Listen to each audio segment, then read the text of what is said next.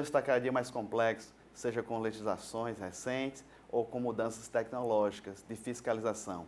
Para entender essas mudanças, nós temos aqui no estúdio Luiz Correia, que é diretor de mobilidade urbana aqui na cidade de Mossoró. Meu nome é Nazeu Campelo e você está assistindo Dinâmica do Direito.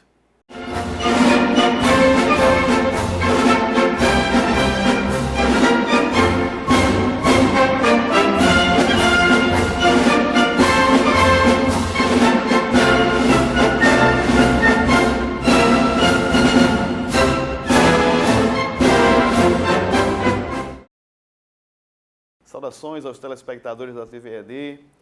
Nós estamos aqui mais uma vez no Dinâmica do Direito. Dessa feita aqui com a alegria de ter mais uma vez nos estúdios Luiz Correia, ele que é diretor de mobilidade urbana aqui na cidade de Mossoró. Também faz parte do Conselho de Trânsito aqui do nosso estado, membro efetivo. Luiz Correia, seja mais uma vez bem-vindo ao Dinâmica do Direito. Nós é com imensa alegria que nós retornamos. E é sempre muito bom a gente estar falando sobre mobilidade, sobre trânsito, e esse espaço é de extrema importância para que a gente possa ter um alcance ainda mais próximo com a população. O assunto, vamos pegar tanto a parte legislativa, Luiz, como também a questão da mobilidade. A cidade de Mossoró, com a gestão Alisson, tem avançado bastante nessa questão para tentar deixar o fluxo do trânsito cada dia melhor. Mas nesse primeiro bloco, normalmente, Luiz, eu sei que você é uma referência aqui na cidade quando se fala de trânsito, muito conhecido, mas tem alunos, tem estudantes, tem pessoas nos vendo que muitas vezes que você pode servir de inspiração na sua profissão. E eu queria aqui utilizar o primeiro bloco para conhecer um pouquinho de Luiz Correia. Você, no caso, você é natural ali do Ceará, é isso, Luiz? Sou natural do Ceará, uma cidade chamada Crateús, sertão central dos Inhamuns, terra seca, bem próximo ali do Piauí. Aí do Ceará, de Crateús, eu passei a Fortaleza para estudar, né? Geralmente quem é da área mais regional, dentro ali daquela região, eles migram muito para Fortaleza já para buscar algo melhor, principalmente do estudo e posteriormente o trabalho. Tive em alguns estados, andei em alguns estados morando, Pará, Salvador, depois retornei para Fortaleza e posteriormente para que eu vim aqui para Mossoró, para uma questão muito importante que fez a diferença na minha vida, que foi justamente me casar. Luiz, e o que me prendeu, né? Você está desde 2009 Isso. na função, primeiramente, de agente de trânsito. Foi Exato. o primeiro e único concurso aqui na cidade de Mossoró. Entrar na segurança pública, ou especificamente no trânsito, já era algo que você vinha pensando? Ou foi aquele concurso que surgiu, você queria casar e foi lá e fez? Como é que foi a sua? Realmente, doutor, foi um concurso que surgiu. Não tem como a gente chegar aqui para todo mundo e dizer, olha, eu sonhava com isso. Pessoal, hoje eu vivo isso, né? Realmente eu gosto muito de fazer o que eu estou fazendo hoje, mas naquele primeiro momento não foi aquilo que disse, não, eu vou para Mossoró para casar e ser agente de trânsito. Eu trabalhava aqui em alguns setores particulares, né? Pedi a exoneração do concurso lá de Fortaleza. E quando eu cheguei aqui, apareceu o concurso, fiz. E o interessante é que 3 meses depois, a minha esposa também passou no concurso também do município, né? Hoje ela também é servidora do município. No caso, Luiz, você passou por várias gestões. Sim. Você hoje está nessa parte mais burocrática. Como é? Você antes estava ali no trânsito, ali no dia a dia. Fala um pouquinho dessa mudança, de atuar na rua, junto com os colegas, e agora essa parte burocrática. Teve um choque de realidade, uma situaçãozinha diferente, Luiz? A adaptação ela aconteceu com o tempo, porque só teve uma gestão que eu não trabalhei diretamente como administrador, né? Na administração, aliás. Mas aí, todo esse período de 2009 para cá, ora a gente estava em campo, ora estava também no aspecto administrativo. Mas hoje também é uma característica que a gente não deixa, a gente não consegue largar, é essa característica de estar na rua. Extremamente importante a gente ter o contato com a população, a gente entender o que ela está passando, a gente ouvir a população, ouvir também o agente de trânsito que está em campo, para poder entender como é que ele está operacionalizando, a vivência dele. Então, a gente também não larga essa parte aí administrativa, é tanto que eu sempre ando completo, né, com todo. Pode ser que hora ou outra eu preciso, mesmo nos deslocamentos de entrevista, de matérias, deslocamento administrativo, pode ser que eu precise operacionalizar em situações de emergência. Atualmente, Luiz, como se compõem os quadros de agentes de trânsito em Mossoró? Quantos agentes, na verdade? Nós temos 79 agentes de trânsito, uma parte operacionalizando, né, administrativamente, e outra parte, a maior parte, a bem maior parte, em campo, que é a parte também que tem uma necessidade em virtude de que o nosso serviço é 24 horas de segunda a segunda. Entendo. Então, nesse contexto, e só para entender um pouquinho ainda da carreira do agente de trânsito, como seria a escala de trabalho dele? Hoje nós temos uma escala de 12, folgando 2 dias.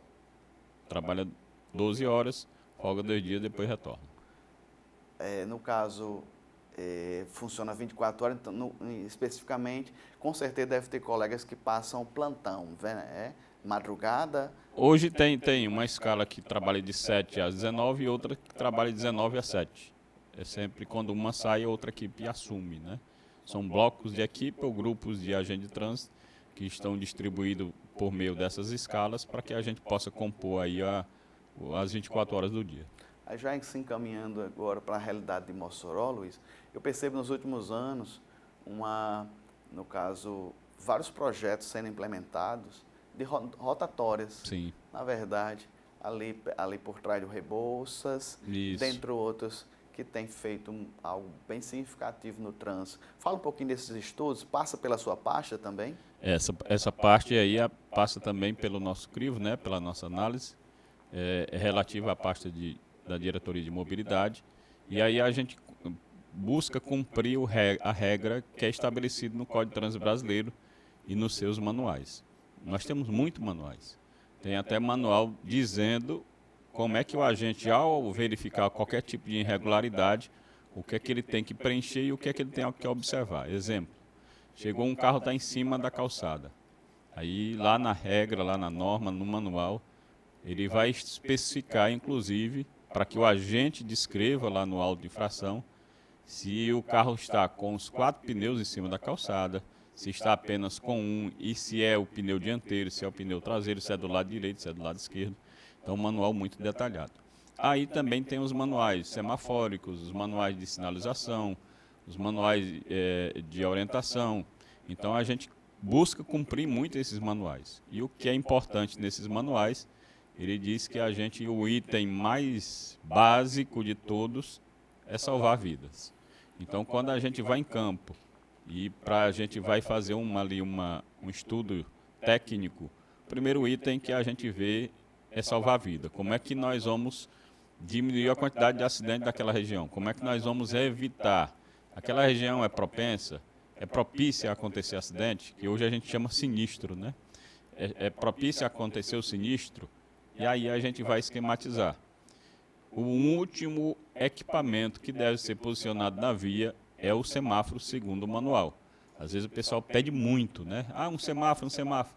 Mas os manuais, eles não nos orientam nesse princípio. A gente realmente tem que testar todos os outros.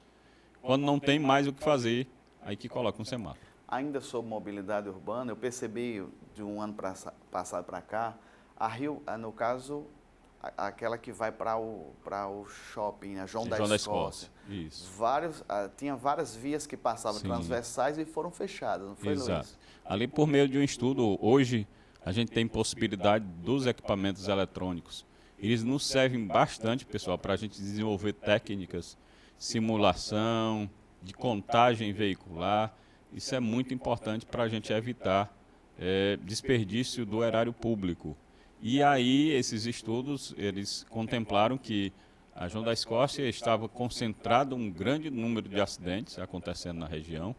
Era, naquele momento, a principal via que tinha mais veículos transitando por dia. Hoje não é mais, hoje é a Presidente Dutra. E aí a gente foi fazendo um arcabouço de estudos, de dados, e a gente foi verificando qual era o que era melhor para se adaptar para aquela região. E verificou-se que os cruzamentos eram aquilo que favoreciam, aquilo que propiciavam os acidentes. Fechamento do canteiro central, readequação do canteiro, que foi feito a readequação do canteiro para que ele pudesse ficar nivelado, né? Que é ali de ponta a ponta, desde o cemitério até ali próximo ao shopping. Foi modernizado também a questão do semáforo, foi implantado um semáforo e foi também colocado uma maior quantidade de fiscalização, principalmente pós-festa. O pessoal vai para a festa, vai para alguns bares e posteriormente tinha muita gente alcoolizada e aí a gente começou a fazer as operações também com o uso do equipamento, né? O pessoal conhece como bafômetro, e a gente conseguiu vencer essas etapas aí, reduzir muito, e agora, em algumas regiões, a zero a quantidade de acidentes na João da Escócia. Perfeito. Estamos conversando aqui com o Luiz Correia, ele que é diretor de mobilidade urbana na cidade de Mossoró.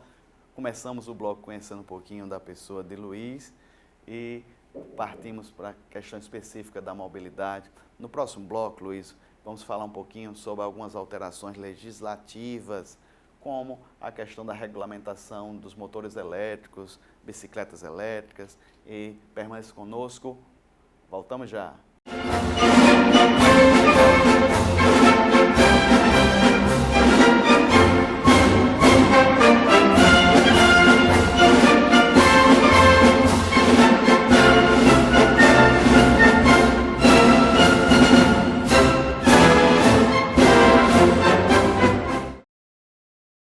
Estamos de volta, Dinâmica do Direito, segundo bloco da nossa conversa aqui com Luiz Correia, diretor de mobilidade urbana na cidade de Mossoró.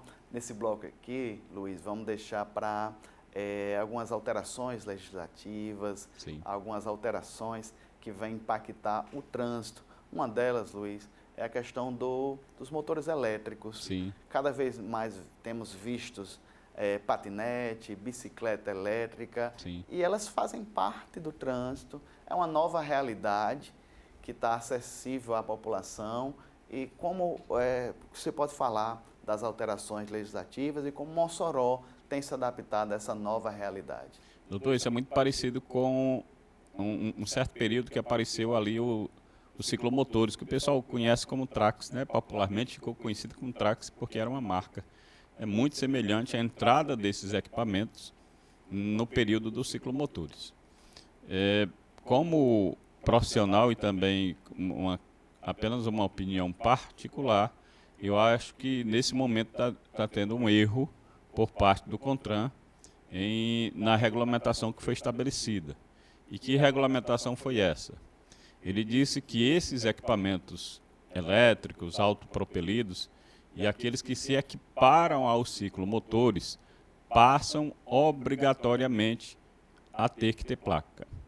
Então, aqueles que é semelhante ao ciclomotor, se você for transitar com ele, pessoal, obrigatoriamente tem que estar emplacado e você tem que ter também a habilitação. Mas como é essa equiparação? Como é que ele se equipara? Como é que você que está em casa, que quer comprar que vai pedir pela internet ou vai comprar numa loja aqui em Mossoró, como é que você vai diferenciar um do outro? Aí, pessoal, você vai na potência nominal do motor. Chega lá para o vendedor, no manual melhor, até melhor, né? Não estou aqui querendo desfazer do vendedor, não. Mas é melhor você olhar o manual. Qual a potência nominal ali do equipamento? Se ele for maior do que 1000 watts, aí ele obrigatoriamente tem que estar emplacado. Se mesmo assim ele for menos de 1000 watts e ele atingir uma velocidade a mais de 32 km por hora, ele também tem que ser emplacado. Então, quais os dois itens, os dois quesitos mais importantes? É a velocidade, não pode atingir mais de 32 km por hora e não pode ter uma potência nominal maior do que 1000 watts. Mesmo você comprando esse equipamento, comprou o equipamento, ele não atinge uma velocidade maior de 32 e nem uma potência maior do que 1000. Mas você altera ali o equipamento e ele atinge uma velocidade maior, já está infringindo a norma. como é que o agente de trânsito vai saber se ele altera ou não? Nós temos equipamentos espalhados na cidade, que também ele vai fazer essa calibração, essa inspeção, mas é muito simples. A gente chega no equipamento e acelera. Se a gente acelera, ele vai contar o giro. Na hora que ele conta o giro, a gente sabe se essa velocidade é maior. Aí tem outro detalhe, doutor. Tem as bicicletas elétricas. Essas bicicletas elétricas, além desses itens, eles também têm que serem bicicletas, elas não podem ser automatizadas. Não é você chegar na bicicleta, sentou e ela vai embora, não. Ela tem que ter também um pedal auxiliar. Ou seja, ela é elétrica, mas você tem que estar pedalando também. Se você não for pedalar, ela passa a ser obrigatória, está emplacada. Perceba, as bicicletas que não forem necessário pedalar, tem que estar emplacado, e você também tem que ter a Carteira Nacional de Habilitação de categoria A ou ACC. No caso, ainda sobre esses transportes elétricos, eles são obrigados a utilizar capacete, viseira, esses detalhes, Luiz? Doutor, além de um público que nós estamos agora, o público que a maioria do nosso público que está nos assistindo, ele tem um cuidado maior com família, com vida, a gente sabe também que o alcance do programa também vai além disso. Esses equipamentos que não são obrigatório emplacamento, também não são obrigatórios esses tipos de equipamentos como capacete, indicativo, mas aí é a questão da vida, pessoal. Você que é pai, você que vai dar um presente desse aí para o seu filho, perceba, você pode estar colocando o seu filho em risco. Por isso que inicialmente nós dissemos que o CONTRAN teve aí um erro, que foi justamente em deixar esses equipamentos sem a cobertura da obrigatoriedade. Nosso ver, pela quantidade de pessoas que nós vimos morrendo com os ciclomotores, deveria ser obrigatório o mesmo princípio, ser maior de idade, estar devidamente emplacado, estar com capacete, porque aí a gente ia garantir maior segurança. Detalhe importante, esses equipamentos não são obrigatório placa, não é obrigatório capacete, mas eles podem sofrer alguns tipos de sanções, se assim a autoridade máxima do município achar por bem. Avenida Rio Branco, todos os domingos, tem uma área ali separada somente para as pessoas para prática esportiva. Se você pegar um equipamento desse e for andar lá, e o agente de trânsito disser saia, você tem que sair, porque senão o seu equipamento pode ser apreendido. Está previsto na norma que em regiões o ente ou o órgão ele pode disciplinar quais os locais que esses equipamentos podem estar transitando ou não. Ainda nessa questão do trânsito e mudanças, eu queria que você me confirmasse aqui, Luiz, houve alguma mudança em relação à criança em motocicleta, da faixa etária, do tamanho dela? Isso aí, doutor, é porque a divulgação foi muito, quase nenhuma com esse quesito de criança sendo transportada em motocicleta. A criança em motocicleta ela só pode ser transportada acima de 7 anos. Se seu filho tem abaixo de 7 anos, mesmo com capacete, ele não pode andar na motocicleta. Isso está previsto no Código de Trânsito Brasileiro. E isso é tão sério que se for abordado por um agente de trânsito, se for identificado por um agente de trânsito, quer seja estadual, municipal ou federal, sua carteira nacional de habilitação pode estar suspensa por você estar transportando criança que não tem a idade própria e também que não se firme de forma segura. O que é isso? Sua criança tem 11 anos, mas ela tem fragilidade muscular por algum tipo de distúrbio, com algum tipo de sequela, não consegue se segurar. Mesmo assim, a legislação diz que ela não pode ser transportada na motocicleta. Então não é só a questão da idade, não. É a característica dela, se ela pode ou não estar se segurando de forma que não coloque os dois em risco. Eu já vi alguns motociclistas utilizando, mães e pais, uma espécie de cinta. Sim. Que pega ele e pega a criança. Sim. Esse tipo de equipamento, doutor, assim, você como agente também, né? Vendo uma situação dessa, é legal, é lícito aquilo ali? Ela não é lícita, ela não pode estar fazendo esse tipo de transporte, porque os equipamentos de segurança têm que estar normatizados pelo CONTRAN. Pessoal, quando vai ser normatizado um cinto, quer seja o cinto da parte baixa, ou quer seja o cinto torácico, ele passa por um período muito grande de testes. Ele vai olhar o tipo de estrutura, que tipo de material ele está sendo confeccionado, se aquele material ele suporta o impacto. Quando ele vai colocar qualquer item num veículo, ele passa por um tempo de inspeção, um tempo também de material científico. E esses equipamentos, esse tipo de cinto, ele não foi modulado e também ele não foi estudado pelo CONTRAN. Então não pode. Acredito, com todo respeito à sua pessoa, Luiz, que a população muitas vezes, programas como esses, Sim. O senhor está na rádio, o senhor está na TV, mas eu acho que ainda falta muita informação. Muita informação.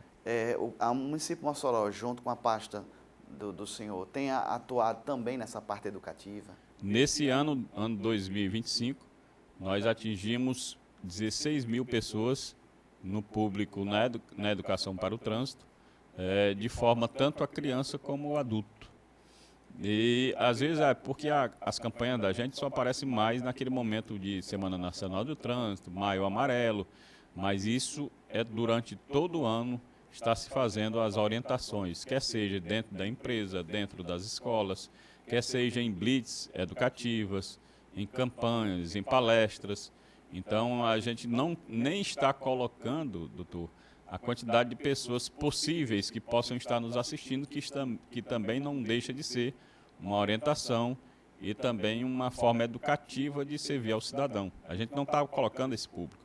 Esse público de 16 mil pessoas somente no ano passado foi aquele público que geralmente nós trabalhamos com ele. É uma pergunta bem interessante, que com certeza o senhor vai nos ajudar. O agente de trânsito, Luiz, ele pode... Assim, ele é obrigado a multar ou ele pode apenas educar de maneira pedagógica? Como é que funciona? Por exemplo, passa uma moto com a mãe, realmente com essa cinta Sim. que nós falamos agora há pouco. Sim. O agente de trânsito tem aquela conversa prévia, ele é obrigatoriamente a multar ou sob pena de prevaricação, é verdade? Sim. Ou ele pode apenas atuar na parte educativa? Importantíssima essa pergunta, doutor, porque às vezes a gente acaba esclarecendo algumas situações à população. Pessoal, o agente de trânsito, ele pela legislação, um ente que foi criado para notificar. Ele não tem outra função. A função dele, não é exclusivo, mas prioritariamente ele foi feito para notificar. Em algumas situações que ele operacionaliza em quebra de semáforo, ele operacionaliza também na questão da segurança em áreas críticas, como festas, como um sinistro de trânsito, mas ele identificou a irregularidade, ele tem que fazer a notificação. A educação é de um outro grupo de pessoas que está dentro da secretaria, que nós temos a equipe de sinalização, que é a engenharia viária, a equipe de fiscalização, que é o agente de trânsito, e a equipe de educação para o trânsito, que tem a área pedagógica lá. Aí um detalhe importante. O ato do agente de trânsito, ele ser obrigado a notificar, é um ato democrático. Mas como assim? Você já imaginou, pessoal, se não fosse obrigado ele fazer essa notificação, ele ia escolher as pessoas? Você acha que isso ia dar certo?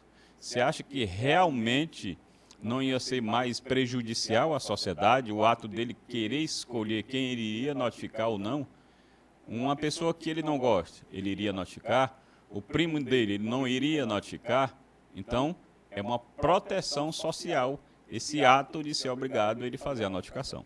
Perfeito. Estamos conversando com o Luiz Corrêa, diretor de mobilidade urbana aqui na cidade de Mossoró. Próximo bloco, Luiz, eu queria que o senhor falasse um pouquinho de outra mudança que com certeza vai impactar, é a diminuição drástica das horas de autoescola. O senhor também é membro do Conselho de Trânsito aqui do Estado do Rio Grande do Norte, vai poder nos ajudar. Então permaneça conosco, voltamos já.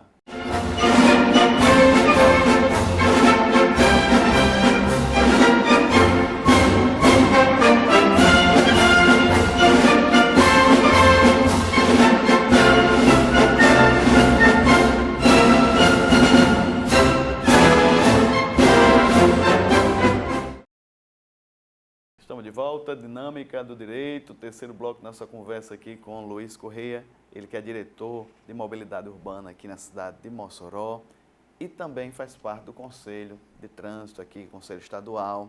Nesse sentido, Luiz, com essa última atribuição, o senhor pode comentar essa redução drástica das horas aula de autoescolas, horas, no caso prática, teórica, diminuiu drasticamente, e esse tipo de, essa nova realidade, como o senhor viu, o senhor viu com bons olhos, como o senhor analisa essa situação?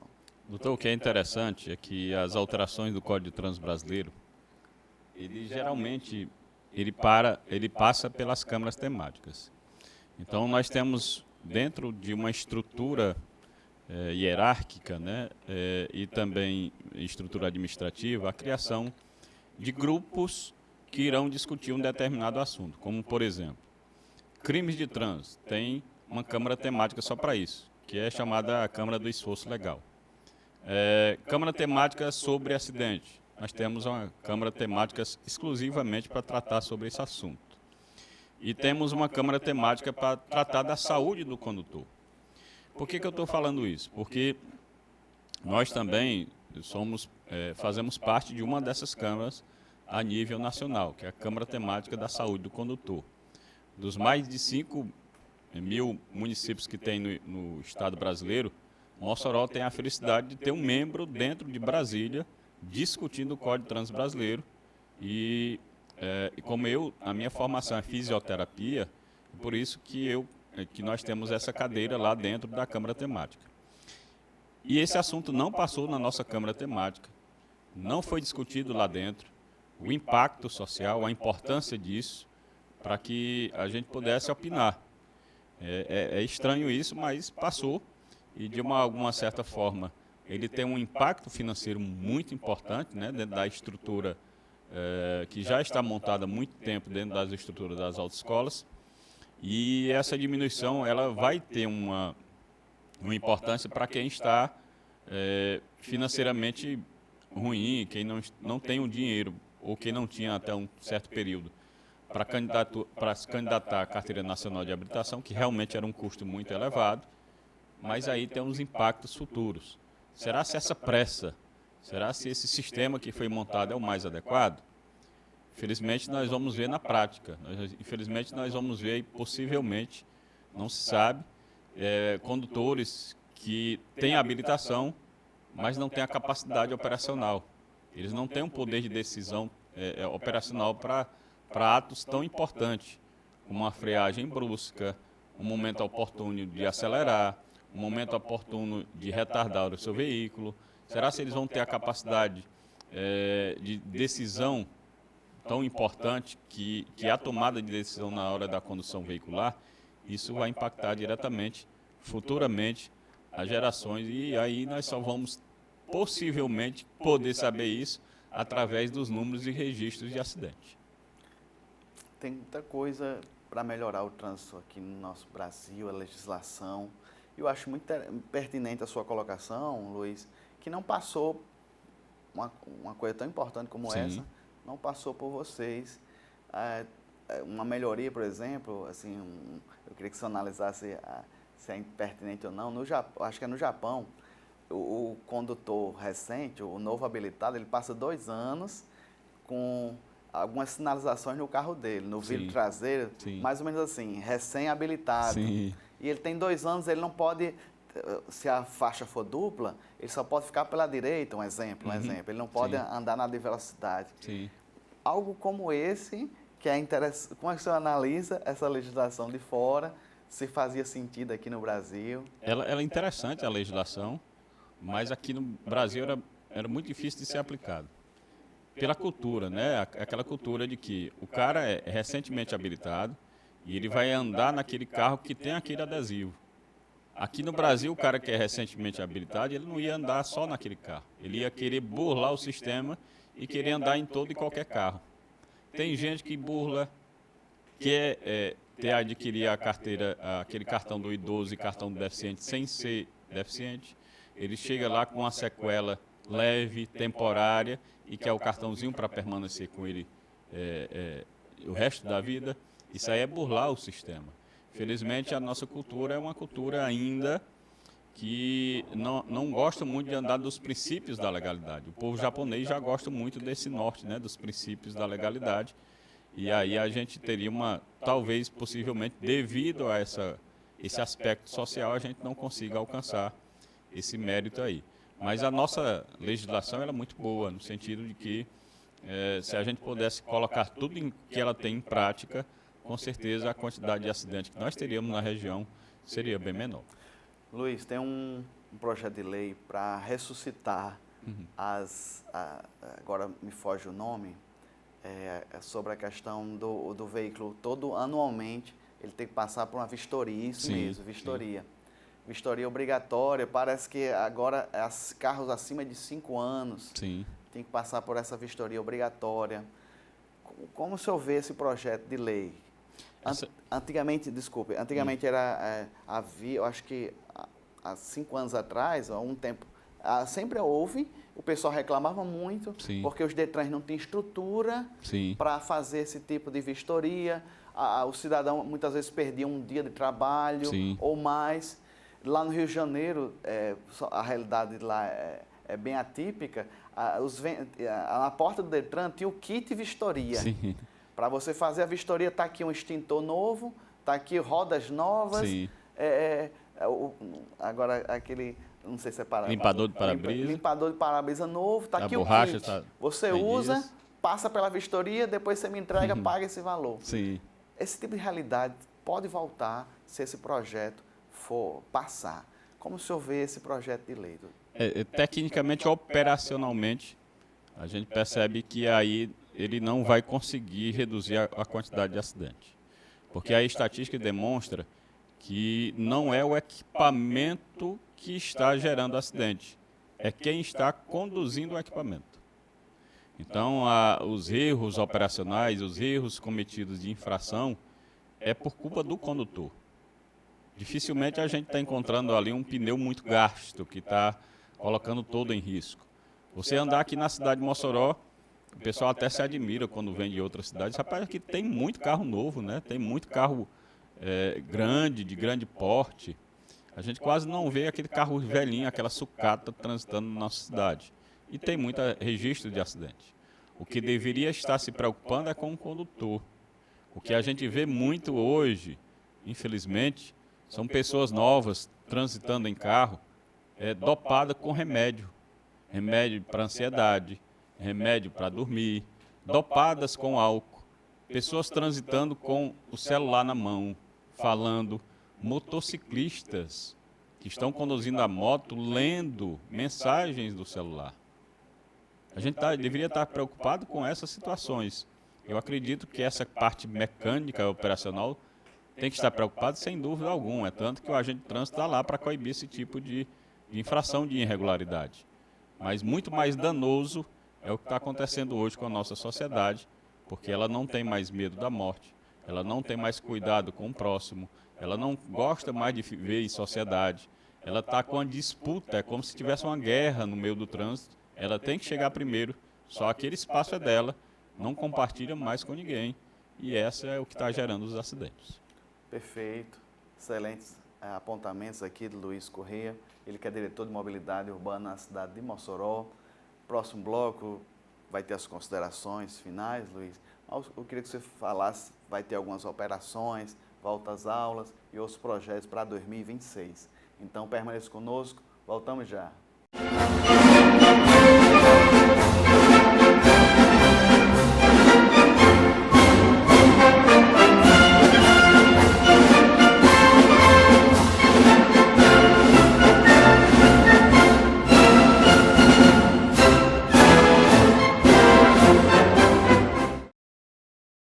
Estamos de volta, último bloco da nossa conversa aqui com Luiz Correia. Falamos sobre várias alterações legislativas, o impacto delas na sociedade. Ele que também faz parte do Conselho de Trânsito aqui no nosso Rio Grande do Norte. Luiz, fala um pouquinho em off, você tem me falado de algumas operações que vai ter aqui para tentar melhorar o fluxo, haja vista a volta às aulas. Fale dessas operações e aproveite e fale, não sei se tem algum projeto ainda para 2026, vocês operacionalizarem. Doutor, a gente tem a felicidade de aqui no Mossoró, a gente compor um grupo de equipes de segurança pública muito bem entrosado. Polícia Federal, polícias estaduais, os agentes de trânsito também compondo com a Guarda Municipal. A gente trabalha muito entrosado, muito integrado. E nesse momento de veraneio, a gente também tem uma interação muito importante com eles, né? Com os co-irmãos. Nesse momento, parece que Mossoró é mais tranquilo, mas ainda tem muito carro ainda transitando, né? Tem muita coisa a gente cuidar internamente. A preocupação está maior agora nas partes externas, nas RNs e nas BRs. E aí as nossas forças co-irmãs estão trabalhando intensamente nesse quesito. E aqui internamente a gente trabalha ainda muito na coibição, principalmente do álcool e direção.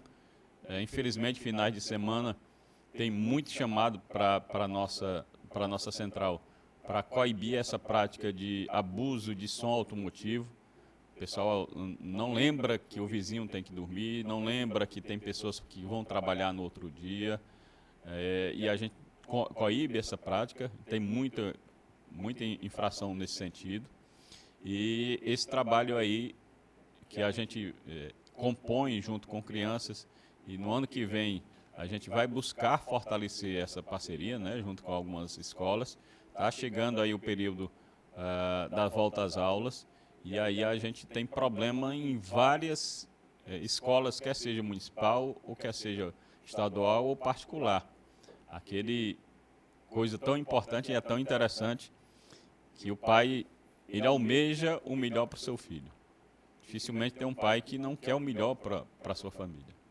Ele sai de casa, ele compra a mochila dele, ele compra o caderno, o lápis, ele compra a melhor roupa para levar seu filho para a escola. E o objetivo do pai é que o filho saia bem educado de lá, bem disciplinado da escola.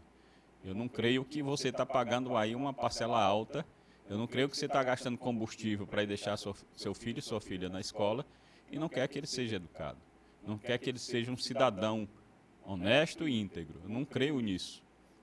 Mas quando você chega na frente da escola, pai e mãe, você está dando o melhor exemplo para ele? Será que ele não está vendo o que você está fazendo?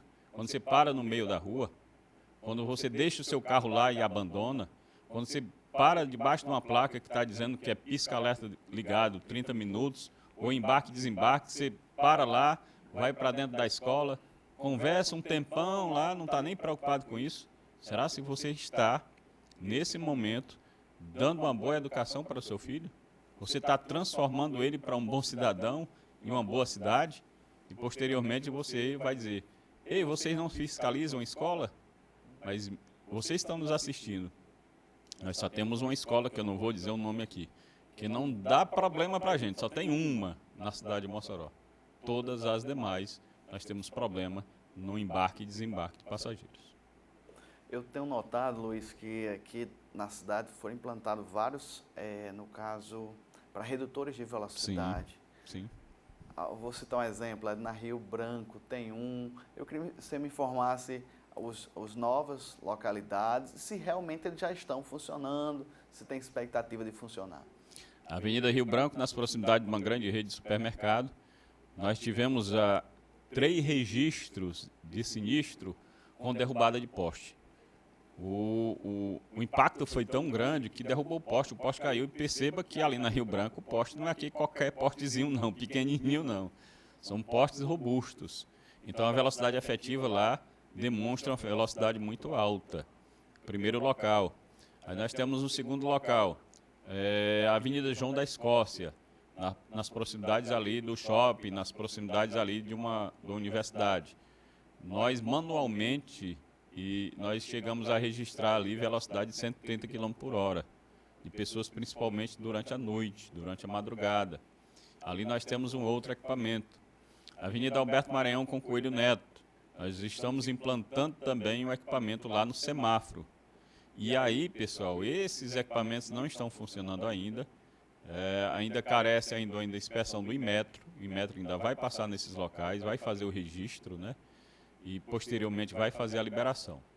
Detalhe importante, esses equipamentos não servem somente para a questão de velocidade.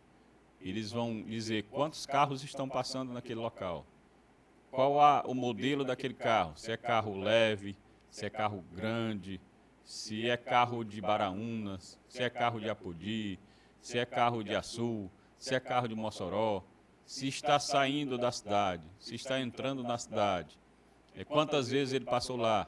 Então, são várias informações que estão acopladas, que estão sendo capturadas ali pela inteligência artificial, que vai nos fornecer uma gama de informações e vai servir também para o aspecto da segurança pública dentro da nossa cidade.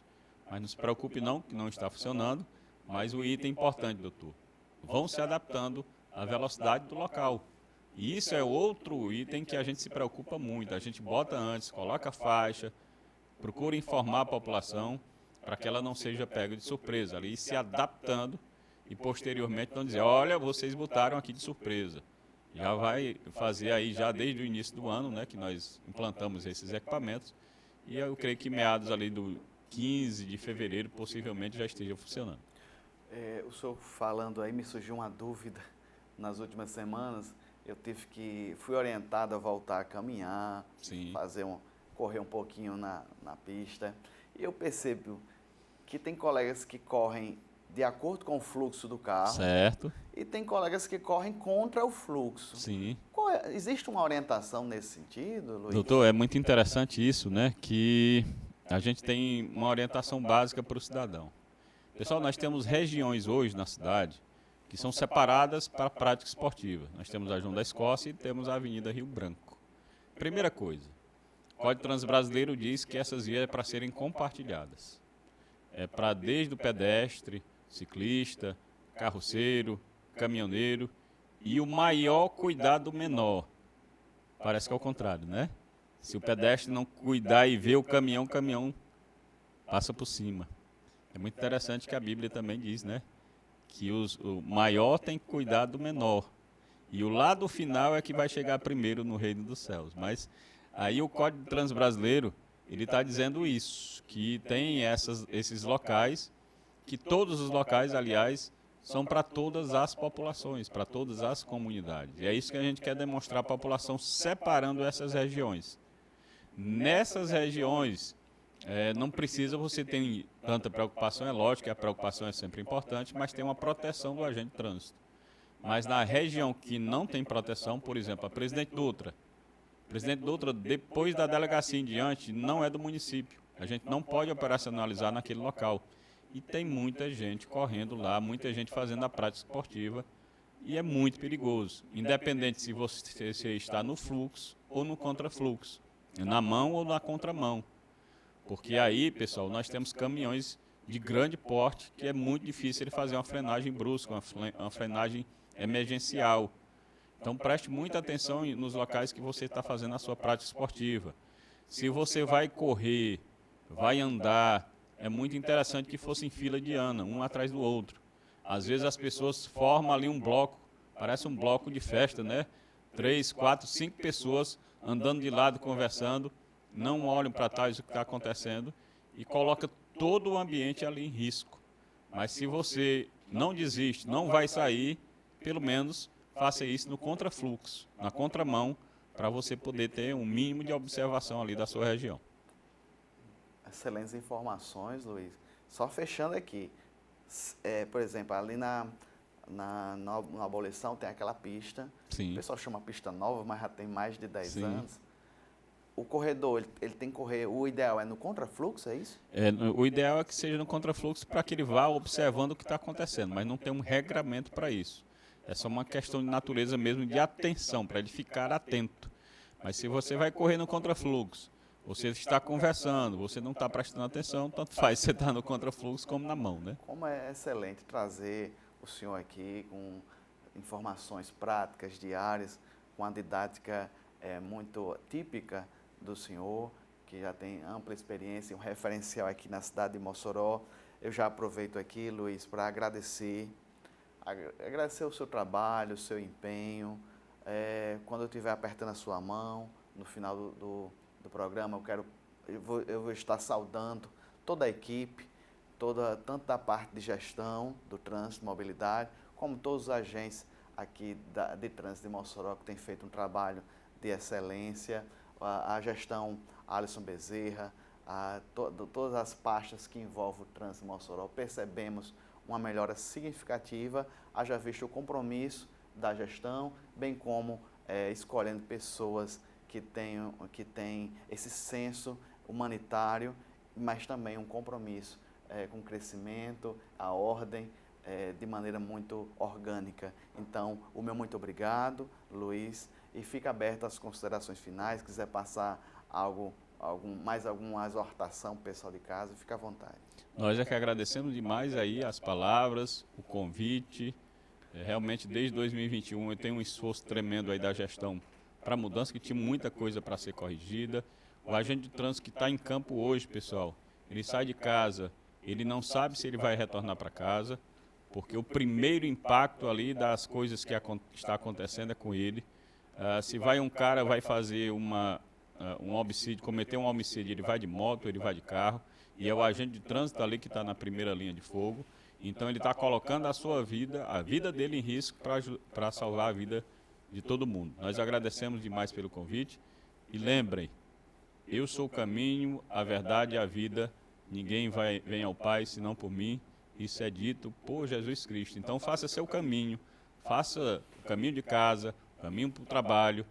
Antes de sair, faça uma oração, clame a Deus. Quando retornar também para casa, venha com paz, venha com Cristo, porque todo o caminho é dele. E assim a gente faz a mobilidade. Muito bem. Luiz Correia, no caso, ele é diretor de mobilidade urbana aqui na cidade de Mossoró, também é conselheiro aqui do órgão que rege o trânsito aqui no Rio Grande do Norte. Reitero aqui os meus agradecimentos. Falamos aqui sobre mobilidade urbana, legislação recente, então assuntos pertinentes à dinâmica do direito. Permaneça também com a programação da TV AD, o canal da Benção, temos eventos e os cultos, mas também trazemos aqui essa pauta jornalística, jurídica, com informações de qualidade, com, no caso, entrevistados de relevância como Luiz Correia. Então, que Deus abençoe a todos, meu muito obrigado, permaneça conosco. Até o próximo momento, Dinâmica do Direito.